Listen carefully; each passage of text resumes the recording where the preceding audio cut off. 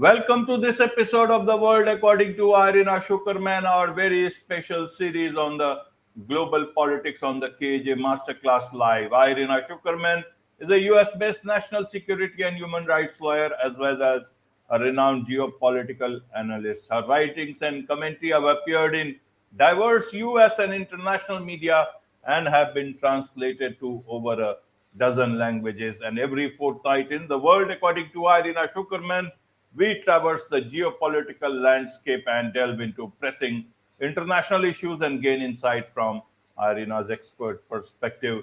Welcome to the show once again, Irina. Thank you. It's always glad to be here.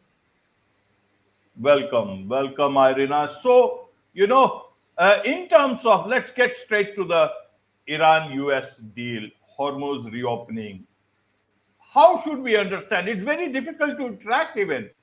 Sometimes some news comes in and then a lot of counter news comes in and we don't know if something, if ceasefire talk is there, the firing news also comes at the same time. In the same way, deals talk is there, but I'm not sure what exactly is the situation. The latest at the real time. What is this deal? Is the deal on?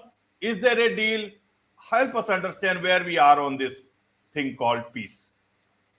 So tomorrow, U.S. and Iran are allegedly supposed to sign a memorandum of understanding in Geneva. Now, the memorandum of understanding is technically quite different from an agreement. First of all, no matter how you look at it, a memorandum of understanding diplomatically does not carry the same weight as a full agreement. It is merely a commitment to continue negotiating implicitly. And this particular memorandum of understanding precisely outlines exactly that, the commitment of the two parties to a 60-day period of negotiations on substantive issues such as the technical issues concerning the implementation of the nuclear deal and other concerns. Now, Trump unilaterally claimed that U.S. will not be enforcing the blockade. He said that the Strait of Hormuz is opened even before signing that MOU that's supposed to be put in motion tomorrow in Geneva. But what that actually means in practice is very unclear. U.S. has allowed several Iranian tankers to move through the Hormuz, but on the other hand, Iran fired drones at several ships that have attempted to pass through the area, and the 20,000 sailors from various different tankers internationally are still trapped in Hormuz. We are not hearing of the mass movement of all these people who've been stuck there for months out of there. So I would say that the Strait of Hormuz is only open to Iran based on US actions so far. It is not actually free in the sense that Iran still controls the situation. Absolutely.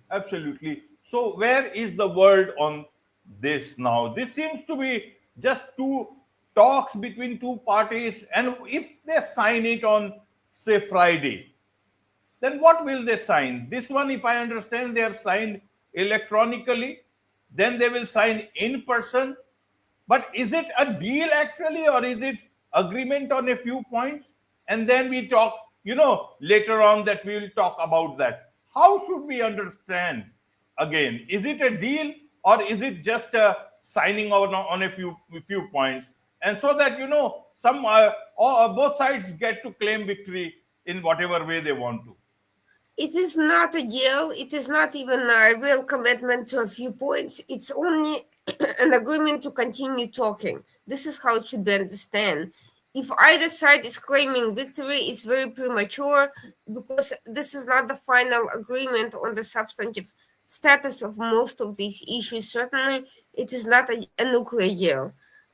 Regarding the Strait of Hormuz, that is one of the substantive points that this agreement in theory is supposed to address. But again, if the 60-day period passes without a successful conclusion to the deal, the parties will either have to recommit to an extended ceasefire or return to fighting, or essentially treat it as a de facto ceasefire, but it's still not going to be ideal.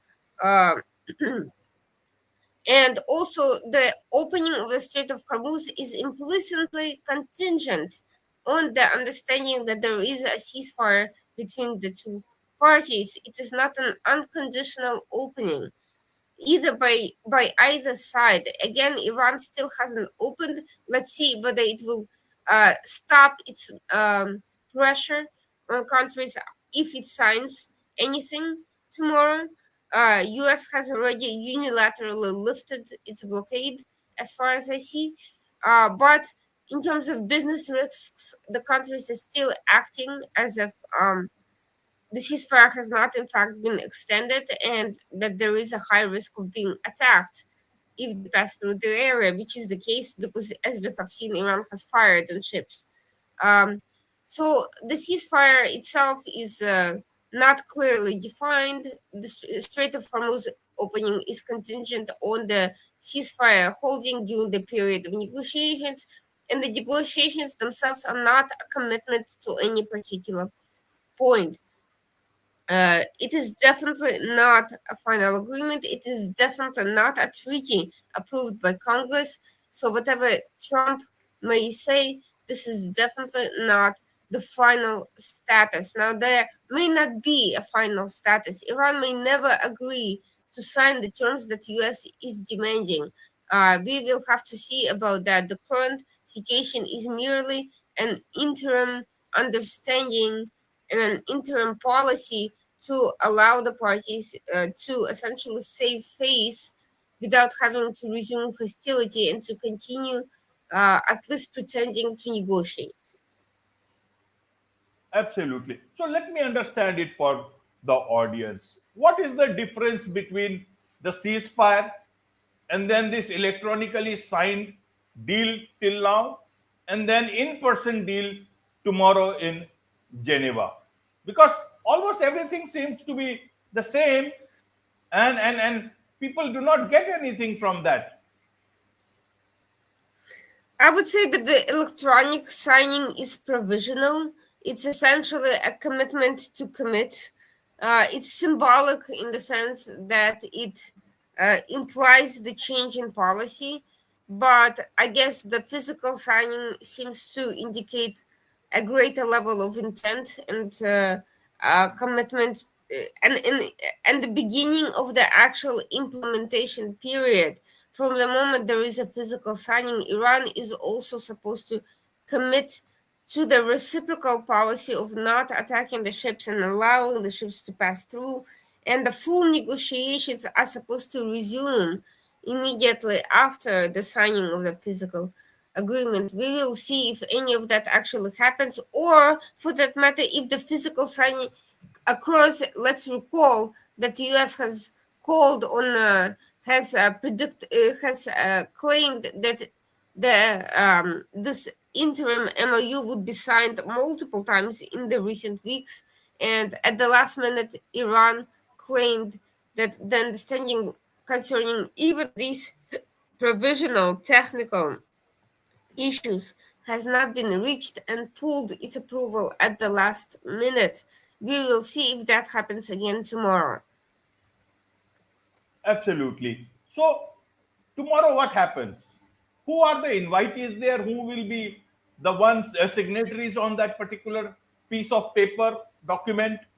And what are the things that will be on that piece of paper? Any idea about? They were talking about, so earlier there were so many talks about so many points. Now I guess there was 14 points. I don't know what. Any idea on what will be on that piece of paper, at least for this initial part of the signing ceremony? Who else is invited? Is Pakistan invited? Is Israel also invited there? No, the only two parties who are actually signing are US and Iran. Nobody else is signing. Whether there are going to be any other representatives in the audiences observing is also unclear. Israel has definitely not been invited. Not only that, but Israel has not been allowed to see the final version of this MOU that's supposed to be signed tomorrow. And even the version that was supposed to be signed electronically, I'm not sure whether Bloomberg News, which revealed the 14 points you mentioned, whether that was in fact a final version or a draft. My understanding that what Bloomberg has revealed was a draft, and Donald Trump himself has said that it's still a work in progress, although, and that if he's not happy with the final version, he can always go back to fighting. He did say that what he has seen so far, he is happy with, basically. But this means that the electronic signature was indeed merely a symbolic and provisional step. It also means that the 14 points that we have seen may be amended at any moment up until the moment of physical signing tomorrow. So whatever we have seen may not be fully real, or it may not be the full story. The 14 points that are known are supposed to, the major points are supposed to include the opening of the Strait of Hormuz, which I already addressed. This is only partially true at best. It also includes a potential 300 billion fund for Iran, which I guess includes unfreezing of some of the money that had been frozen in U.S. Within the U.S. financial system for decades now. Some of that money had been released previously by President Obama and Biden during other deals that took place during their tenures. This is not U.S. taxpayers' money that would be going to Iran, but it would be a sufficient amount of money for Iran to start rebuilding whatever it wants to rebuild. That potentially includes its military programs. Some of the money may also be coming from external funding, and it also includes the lifting of oil sanctions. Iran is now, even before the full physical signing, seems to be allowed to be, it seems to have gotten a waiver to trade in oil. So it can essentially be openly making billions in dollars as we speak. It also, one of the points, of course, means a return to the table regarding the technical details of the implementation of a nuclear deal. But the fact of the matter is there is still no clear understanding of what a nuclear deal would ultimately look like. US is insisting on removing the enriched uranium from Iran and taking it directly. Iran has at various points had claimed that uranium could go to Russia or China, which US has rejected. At this point, intelligence shows that Iran has reinforced the areas around its nuclear sites damaged by the US strikes, making it extremely difficult to get into those areas and for any sort of physical removal to take place. So all of that seems to be at best a fig leaf for the US to accept that a return to status quo ante before the military escalation in February, and essentially it may reimpose elements of the JCPOA, but enforcing them will be even harder than it was the first time. I don't think any of the elements related to Iranian commitments are very strictly enforceable. And even the opening of the Strait of Hormuz means that Iran has, which retains the military assets to continue attacking the ships at will. It means it can return to a policy of extorting countries at any point in time. Now, arguably, several countries, including Saudi Arabia and UAE, have made it clear that they are looking to bypass the Strait of Hormuz altogether now, developing alternative delivery mechanisms for their clients and for themselves. That may very well be true, but still there are countries that are dependent on the transit through the area, and many of the alternative mechanisms would either be Also unsafe for other reasons, such as the Houthis, proximity to the Houthis in Yemen, or they would take longer and still retain a fair deal of expense um, in terms of implementation and raise costs for customers such as Japan and South Korea and even China. So we will see what happens with that as well. Absolutely, absolutely. Looks like less than a deal, more of a confusion. What happens tomorrow after this thing is done? After the signing is done, uh, the Strait of Hormuz that gets opened, Iran gets more power in terms of the toll that they were talking about, or is it that world ships can start freely moving from there? The oil crisis and all those things will be over. How does that look like? Will the US then pull back its forces from the Strait of Hormuz and all in the region because it's a peace deal? Peace will be restored after that. How does that look like to be Irina? Well, that's the thing. The definition of the opening of the Hormuz has not been strictly released to the public. So while Trump claimed that it's open already, what he actually meant is that US lifted the blockade on Iranian ships and I guess everyone else effectively. No one except for Iran has thus far in the last 2 days has tried to pass.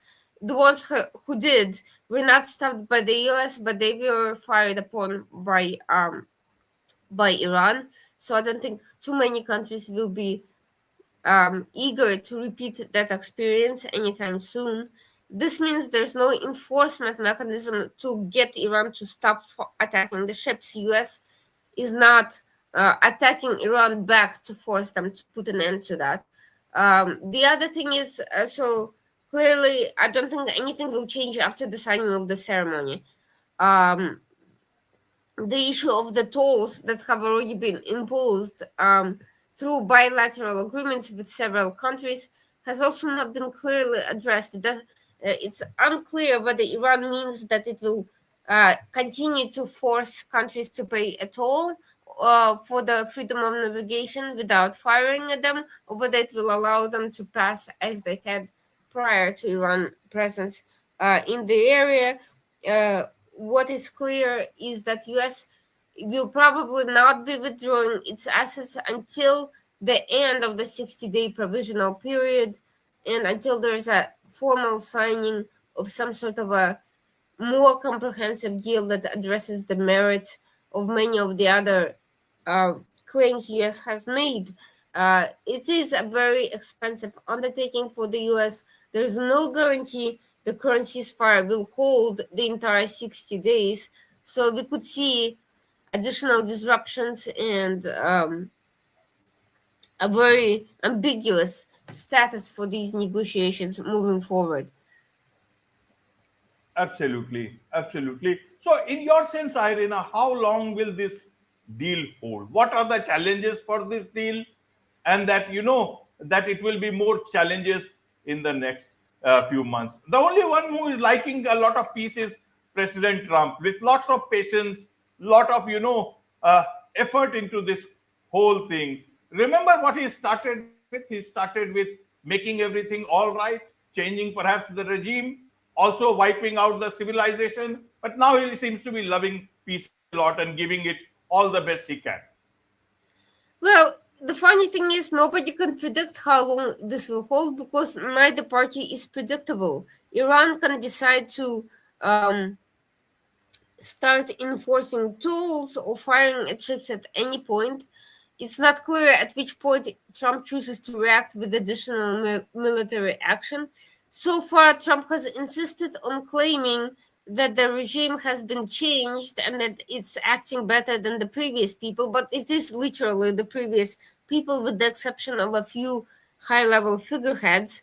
One of them is literally the son of the previous person. There's no indication that they've moved away from any of the policies of their predecessors in any sense of the word. There's been no serious change in policy on any level, not domestically and not in terms of external policies.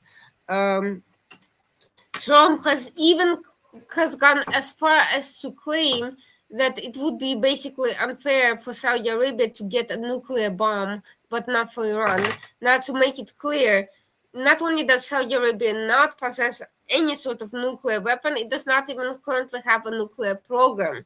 U.S. has agreed to assist with the civilian nuclear research program, but so far that has not actually moved forward. This is only in negotiation stages of implementation, and the agreement signed with Saudi Arabia has been very technical. So Saudi Arabia is nowhere near where Iran is in terms of nuclear enrichment, and much less in capacity for a weapon.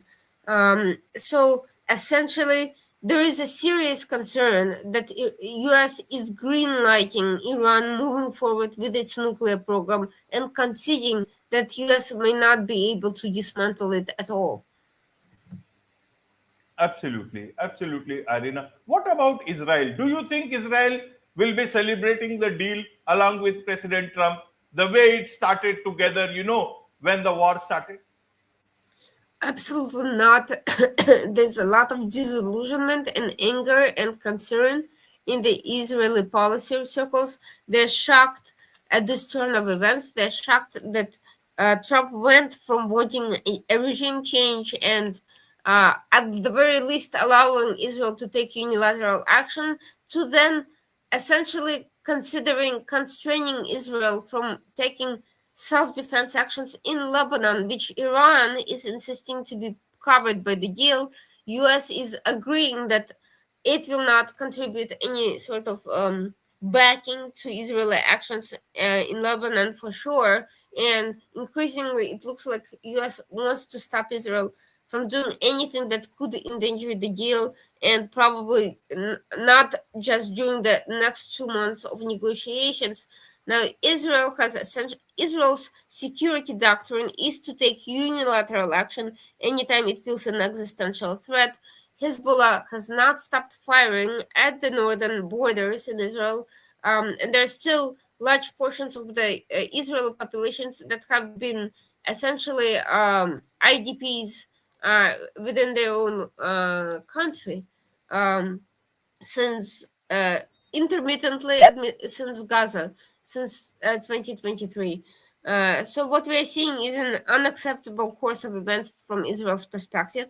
Um, no country has moved to assist in disarming Hezbollah. The Lebanese government has in word committed to all of this, in word committed to negotiating with Israel, in word committed to kicking out IRGC, but in action it has no wherewithal to actually disarm Hezbollah. And if anything, Hezbollah is becoming more entrenched than it had been, even a year ago after the successful operation by Mossad that had led to the decimation of its ranks. So we are seeing a potential return of Iranian proxies to the main stage in the Middle East after they had been significantly weakened over the past couple of years since October 7th by Israel and its commitment to change the face of the Middle East, to essentially dismantle Iranian Hydra, its network of proxies in the region threatening Israel's security. That may no longer be possible if U.S. insists on constraining Israel, and if it starts imposing costs for Israel engaging in self-defense actions. So far, it's only been words of warning by the Trump administration and tough phone calls and the like. There has been no sanctions, there has been no freezing of sales, of arms sales, or anything like that, but that could change. Absolutely. Now let's understand one more thing about this $300 billion. This much of money being talked about for Iran. Is this money for the regime or for the people of Iran, Irina? Will the proxies be happy? Will Iran, regime be happy? Will people of Iran be happy up with this? It's extremely unclear what form the $300 billion would take.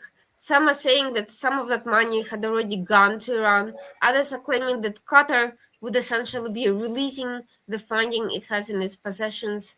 There are many theories. The bottom line is nobody has to actually sign a check for Iran to receive 300 billion additional money. All it needs to do is release the sanctions that are currently in place for Iran to be able to use the money that it has not been able to get to support its proxies, to basically have additional money at hand.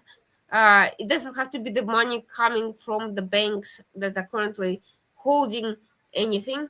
It doesn't have to be a check from the US or from Qatar or from anyone in particular. It just has to have the permission to operate financially as it has previously, before the imposition of all these freezes, sanctions, and so forth. And then it can relegate its budget towards a, any cause, issue, or policies that it wishes, including rearming its proxies, including additional nuclear research, including the building of additional ballistic missiles. Literally anything it wants. Money is fungible. That is what people don't understand when Trump denies that the $300 billion are going to end up in Iranian banks. What he's saying is that, okay, we're not actually going to write a check to Iran from taxpayers' expense, but Iran can get the $300 billion in kind from having the costs imposed on it now being lifted. That is how we should see the current situation. Obviously, that is the opposite of a desired outcome. After Israel spent all the time, money, and resources and lives trying to dismantle the proxy architecture in the Middle East, after US had imposed sanctions all over the region against those proxies, it looks like all of that action of the past few years could be essentially reversed by Iran gaining financial access and freedom to its pre 2023 essentially posture in the region. We could see the peak in proxy activity that has grown since the JCPOA and since Obama's release of $150 billion in frozen funding to Iran back in the day. Um, uh, so all of these things mean that Iran is not actually committing in changing its own policies. It's merely committing to holding off actual physical attacks during the 60-day period, and even that it cannot necessarily be trusted on. Right, right. So with $300 billion, it will be indeed a changed regime, perhaps much more emboldened after dealing with the US and almost, if you can say, winning against the might of the US, then getting money for it, surviving, and then now, having dealt, removing Israel perhaps from the equation, directly dealing with the US. Do you think they will strongly move towards their nuclear ambitions, whether they sign it or not sign it? That's something. Will it be a peaceful face of the regime going forward, or will it be much more, with greater resolve for becoming nuclear, Irina? I think the resolve will only grow because Iran now sees that there is a strong potential for being attacked, either by Trump in the next 2 years or by somebody else afterwards. So they will only accelerate the rate of nuclear research as a deterrent and also just to empower itself. It also sees that the US lacks the political will to move forward towards a more serious engagement and dismantlement of Iran's capabilities. To quote the immortal words of Donald Trump himself from 2020, Iran has never won a war, but it has never lost a negotiation. So Iran is not a military power capable of competing with the US, but it has used a mixture of asymmetrical methods, and essentially it has played on US misunderstanding of its capabilities to draw US into a political trap of its own making, really, that has allowed it to survive politically, even if its military capacity is limited, and even if ultimately it will take time to rebuild its air and naval force. Not that those were ever the particular concern for anyone. The ballistic missiles programs remained largely intact despite the dismantlement of its own air defenses, and um, Iran remains a fairly large country with its capacity being essentially um, hidden well all over the region in mountainous areas that are hard to reach, and without a very serious long-term commitment that US and other allies should be clear about to their own populations, there will be no physical and military dismantlement of the regime. Absolutely, absolutely. One last thing on this is that this war, whatever happens tomorrow, we don't know whether this holds or not holds. This particular war exposed and revealed a lot of things. Exposed the situation with the US, that a power like Iran can deal with it in a different sort of a warfare. A lot of countries might have also taken that understanding with them, seeing this, how two asymmetrical powers are getting forced to negotiate, especially if you look at it from the Trump administration side. Also, the whole issue about Hormuz, how things can get and the world can be getting impacted. Thirdly, even Zelensky's drones came into picture, and he offered help openly. That was also evident, and now is very much evident in those in the battlefields between Ukraine and Russia. How much even the Europe relationship with the Trump administration, Trump asking for help, other countries to join in, and others, many of them holding their own ground. Looks like the Well, it world certainly will be a has. bit different. Mhm. Well, it Yeah, certainly hasn't improved the relations, but Trump has also seems to have moved away from that particular subject as he embarked on a diplomatic negotiation course. He has considered penalizing some of the countries for their lack of support. So far, it has not seriously happened. There hasn't been a very serious action taken against Spain or any of the other countries that either denied the use of their bases or just failed to join.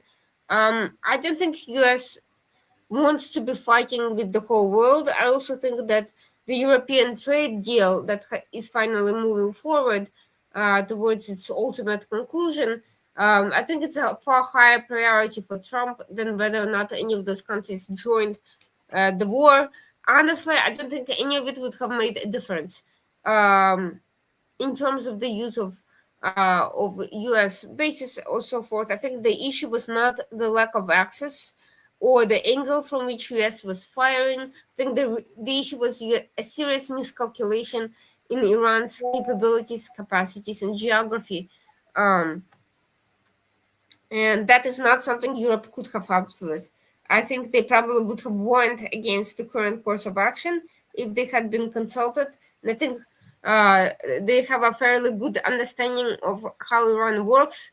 What US could have pressured them more on is cutting down trade with Iran and cutting down, diplomatic relations and forcing Iran out of international committees and so forth. That is something that I think Europeans could have and should have been more helpful with.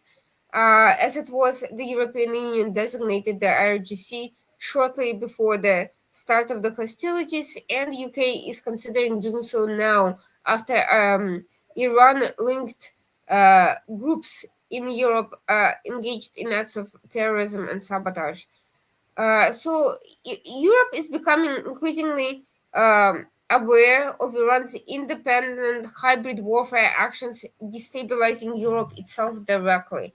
That is something that the US administration should have capitalized on more rather than simply forcing them to act in terms of for requesting acts of solidarity for their own sake. I think self interest would be a far bigger motivator in this particular case. I think the European countries would have been far more likely to act in concert in some capacity if US had shown a greater interest in their security concerns related to Russia. I don't think the Trump administration generated any goodwill at all with its rhetoric. That also doesn't mean that NATO is falling apart. It just hasn't been seen as a threat sufficient enough to consider defensive action by NATO as an organization. There has been no large scale Iranian attack on anyone's soil, any of the member soil. The minor terrorist attacks were considered indirect attacks rather than direct attacks, proxy attacks, and nobody has called for Article 5.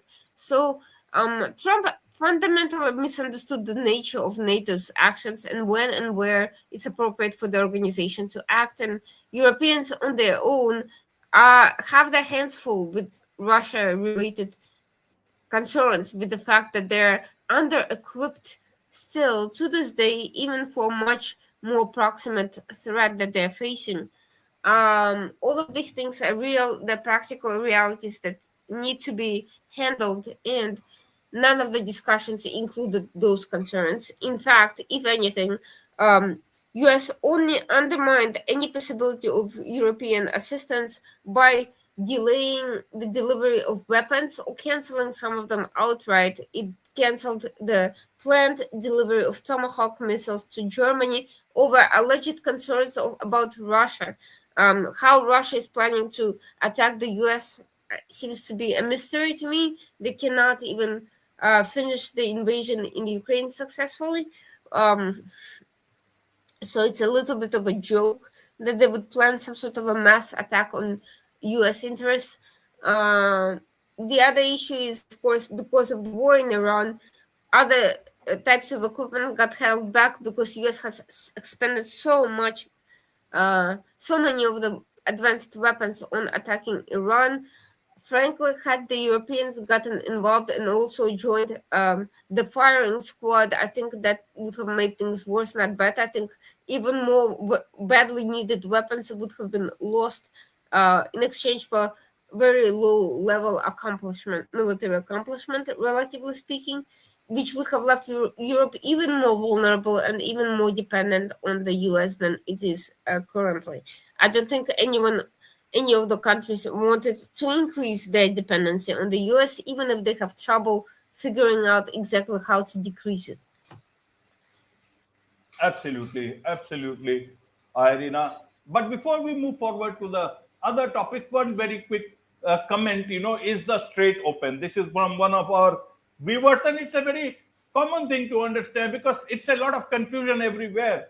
Partly open for Iran, but for the world maybe after the signing. Very quickly, if you want to tell for those people who have just joined into this discussion we talk, how should they understand, is the Strait open or not open, or will it be for tomorrow?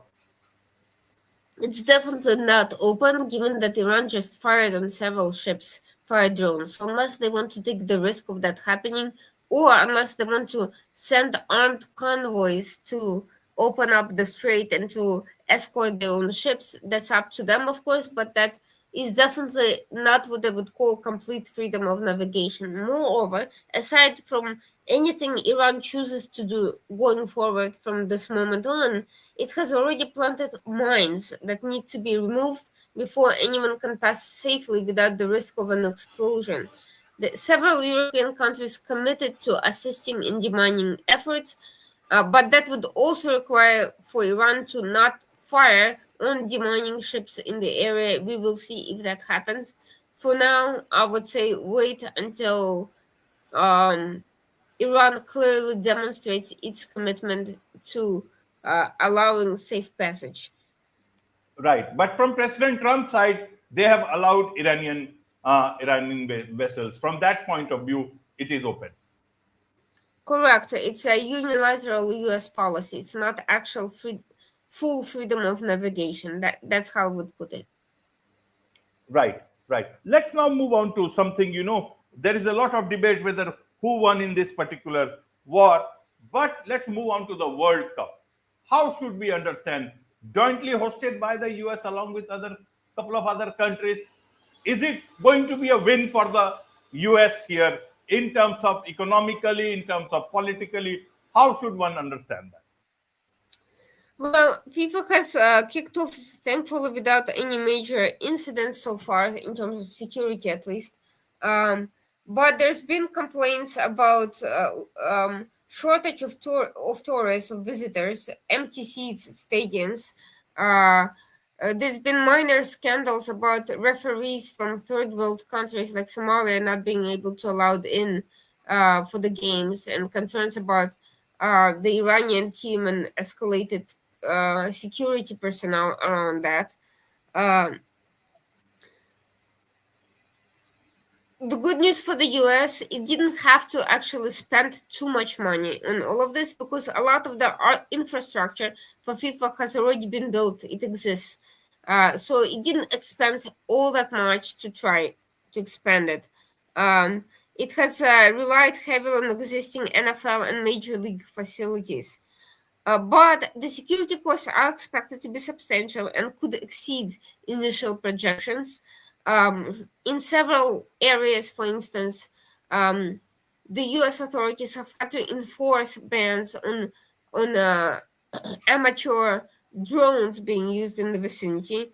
Whole cities are facing logistical expenses related to transportation, policing, and crowd management, and that's definitely true for the New York, New Jersey area. The commute to New Jersey is projected to be extremely expensive on the commuters themselves, much more so than what anyone anticipated. There's been major disruptions already. Um, not not perhaps as bad as if in the case of some major security incidents, but still. And the biggest loss financially is not in any specific expenditure so much as in the cost not and expectations not being recouped or exceeded. Hotels have been preparing for many months for an influx of additional income from visitors, and in many cities it's just not materializing due to the visa restrictions. Some people are just not eligible to come, others are afraid of ICE or other legal problems, and others are cannot afford the costs in light of the rising inflation after multiple conflicts. Also, there's been a lot of criticism of the way FIFA handled ticket sales, uh, artificially inflating prices, artificially constraining the release of tickets, and causing mass confusion over eligibility. FIFA, however, is not going to go bankrupt no matter how few visitors actually US loses. It generally captures a large share of tournament revenues through sponsorships, broadcasting rights, and commercial partnerships, and all of those are very much intact. Local economic benefits is what we should be really worried about. They often, very significantly, even at the best of times, they're often overstated by organizers, and in the case of the US, I think they will be substantially inflated by Trump and by FIFA. But I think the real economic impact is going to be a significant disappointment, and perhaps that's where the real losses are going to lie. But the larger payoff for Washington has always been an attempt to project soft power, tourism promotion, and global visibility. I don't think most people necessarily count on direct profit from FIFA, but in the case of the US, I think it's going to be severely overstated. I don't believe that this is going to be a hugely profitable venture at all. Absolutely, absolutely, Irina. Do you think President Trump will watch any of these, games? Is he a fan of soccer or football, as we call it, in this part of the world, or is he too busy with the world affairs and perhaps also his birthday celebrations? I have not seen any evidence of Trump's interest in the game itself. He did recently visit a Knicks game, not the one that the basketball team in New York famously won after 53 years, but the one it lost right before that. Um,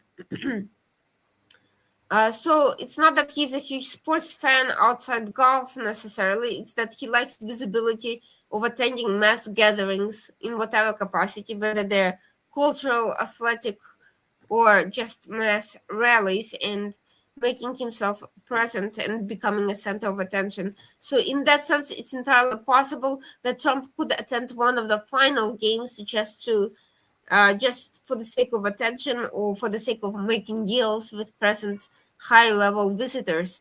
Do I think he's going to be glued to his screen or visiting the tournament playoffs?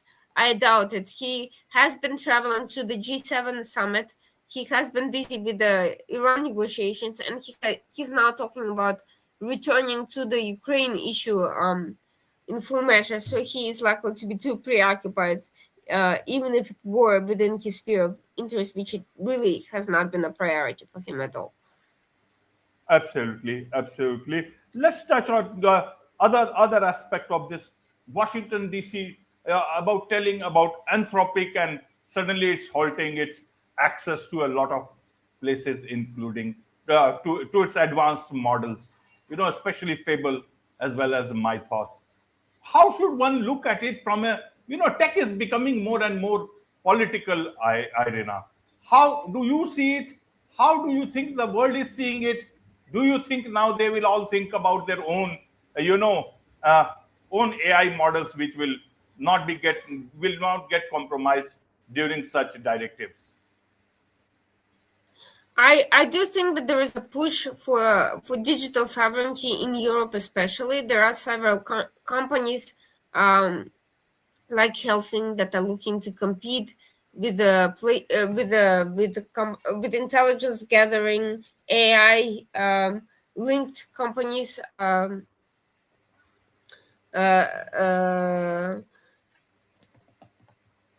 Such as Palantir, but it's going to be a tough job. U.S. just essentially has positioned its AI as a national security issue. Not only is it restricting access to top model to foreign governments, but it's also buying the U.S. government, meaning the Trump administration, is buying stakes in some of these companies to ensure control um, of AI as a national security issue, or at least of some of the models of it as a national security issue. Which, to be frank, any new technology can be weaponized and turned into a very important defense asset for sure. It could be considered a type of dual-use technology, which will be subject to specific types of regulatory oversight over time, and that is something still emerging. I think the law is very much behind the pace of the technological developments, and that's always going to be the case. But in the case of AI, I think there's a lot of catching up to do. It's going to be a lot of figuring out in terms of regulatory boundaries on what is national security and what is merely a commercial product that should be marketed and should be used for projecting U.S. smart power abroad. France and Germany have now rejected one of top U.S. companies, Palantir, allegedly in part due to Palantir's questionable practices related to surveillance and so forth, but also in terms of pushing their own industry and marketing their own companies and products. France, especially, has been trying to sell its own AI companies with similar capabilities to various places. Again, US is far ahead of the game. Another issue is that European regulation scheme has been far tougher than US, and so innovation is lagging behind, as is the expansion of capacity building. So, if Europe is serious about becoming fully digital sovereign and competing with US companies, it will have to necessarily collectively re-examine its priorities in terms of regulatory burdens. That is a tough task and a tough balancing act for them in terms of how they've generally run business for decades now. So they will have to decide what's more important: competing with the US, becoming less dependent on American products and on the Trump administration in particular, or whether they value the safety provisions, the privacy provisions of their regulatory frameworks, the ethical aspects of it, the intellectual property and enforcement and so forth. It's just going to be a matter of where they see themselves going. Do they want rapid, aggressive innovation, even at the risk of some things being potentially not handled as well as they should, or are they concerned about keeping their own collective identity that they have built throughout various aspects of their governance, and distinguishing themselves in that way, in becoming more of a security space, and more of a safety space um, for their citizens. We will see what happens. For now, they're trying to break through through without changing anything about the way they do things. I don't think that's going to work. I think they'll be forced to make that decision at some point. Absolutely, absolutely. Moving on from there, let's talk about US India relations. I thought it was, after Marco Rubio's visit and all those things were getting better. But then suddenly this whole thing about, attack uh, uh, uh, uh, at Hormuz, and three Indian sailors, they lost their lives. Lots of things happened between them, diplomatic tension and all. But with Prime Minister Modi's visit at G7, uh, things seem to be looking much, much better. How does it all look like for to you in terms of India-US relations? Well, admittedly, US did not handle that incident the best possible way. First of all, in my opinion, they should never have shot at a vessel to begin with, even if they thought that it was carrying Iranian oil. The correct action in this case would be to arrest the ship, to investigate the incident, but certainly not to kill or maim anybody. Um, Especially not people from an allied country, especially not when you're trying to do business with them. That seems to be common sense. The aftermath was handled just as badly as the initial incident. The US did not really want to acknowledge its fault in the incident, and that is also not the way you handle things moving forward, because if US is perceived as a reckless state that essentially shoots before it investigates, uh, the degree of distrust will only increase, and countries will be less inclined to be cooperative on investigating financial crimes and the like. So that has not been fully resolved, but what has happened with Prime Minister Modi's visit is that it did carry a lot of symbolic value on many levels, because it was the first substantive face to face meeting with President Trump in 16 months. Um, Trade was certainly one of the central topics. Both sides have clearly signaled a desire to continue negotiations on a broader trade arrangement, but US officials indicated so far no immediate breakthrough, and certainly none was expected at the summit. It was mostly a symbolic meeting to essentially recommit to the process itself. Trump did publicly praise Modi, reportedly describing him as a tough negotiator and trader, which is a compliment in Trump's book for sure. The language was aimed at highlighting India's growing economic leverage and Modi's bargaining position in ongoing trade discussions. And admittedly, while US has a lot of upper hand on various issues, it's also facing its own share of difficulties after the tariffs were essentially banned by the Supreme Court, and also because of the current energy crisis related to the Strait of Hormuz, the tough diplomatic path to success with Iran. All of these things are weighing in on the context of leverage in general. It's not that India has suddenly transformed into a fully developed state, but it is that its market has grown more important to the United States as these crises have proliferated. Maritime security was another important subject, surprising maybe to some because this was never, um, certainly not by Trump, it was never the primary focus of the relationship with India. But although India has been projecting a lot more power in that arena in recent years, Modi has raised concern over the safety of the Indian seafarers following the incident that we just discussed. Um, and it's also emphasized that a significant portion of the global merchant marine workforce is Indian, and that uninterrupted shipping through strategic waterways remains a national priority. Um, bo- uh, there hasn't been a very clear response from Trump on what will change moving forward, but at the very least, that perspective was heard and hopefully will be quietly taken into consideration on the implementation level. Um, and both leaders also reviewed broader strategic issues, including energy security, supply chains, investment cooperation, technology, AI, and regional stability. So the meeting didn't carry any major new commitments or outcomes, but it did help stabilize the relationship over recent tensions. And um, for Trump, maintaining strong ties with India still remains important.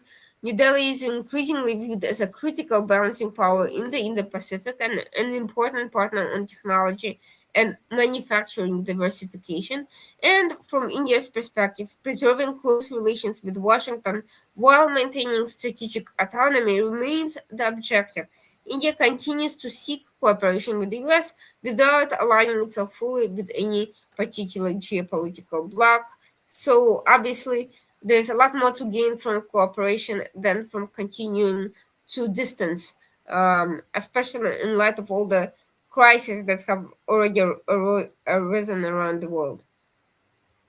Absolutely, absolutely. Now, moving on from to our last topic of the day, that is the UK. Lot seems to be happening politically, especially, but very difficult to understand what's happening. What's happening there, Irina, especially with the defense minister now resigning? Help us understand what's happening. So the controversy highlights the growing tensions in UK and also, by the way, all over Europe between defense spending requirements and other government priorities, including climate change and net zero commitments. The British government increasingly views climate change as a national security issue, at least the energy minister does, rather than merely an environmental concern. Rising sea levels, migration pressures, extreme weather events, and resource competition are all seen as contributing to instability. And of course, there's a concern about more humanitarian and disaster response operations in coming decades.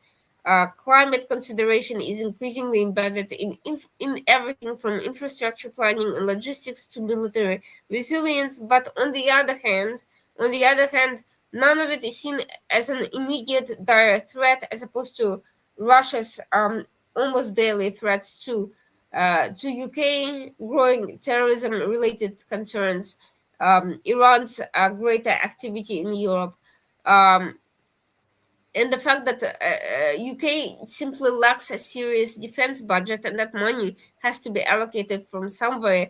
UK economy has been stagnant from since 2009, so it's not like new money is suddenly going to materialize. That means that the money for revamping its defense readiness has to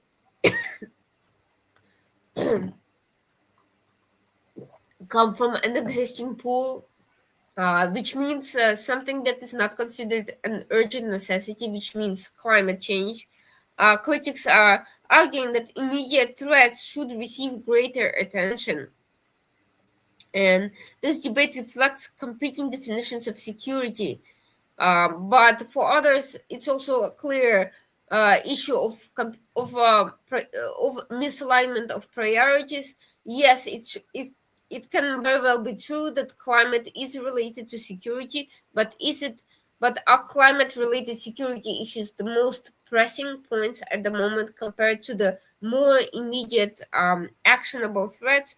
Probably not. And where whereas climate readiness is indirect. It's more about policies and more about efficiency. When it comes to defense budgets, it comes to very concrete hardware, software, and personnel training related factors that need to be very clearly assigned value and implemented. They are not. It's not a simple issue of adjusting certain things. So this is why the Absolutely. defense minister resigned, and this is why Keith Starmer started talking tougher and taking more concrete actions after that scandalous resignation. Absolutely, absolutely, Irina. A lot happening in the world, and as usual, we will keep coming to you. With this, it's a wrap on this very special edition of the World According to Irina Tsukerman on the KAJ Masterclass Live. Thank you so much indeed for joining us. Thank you so much.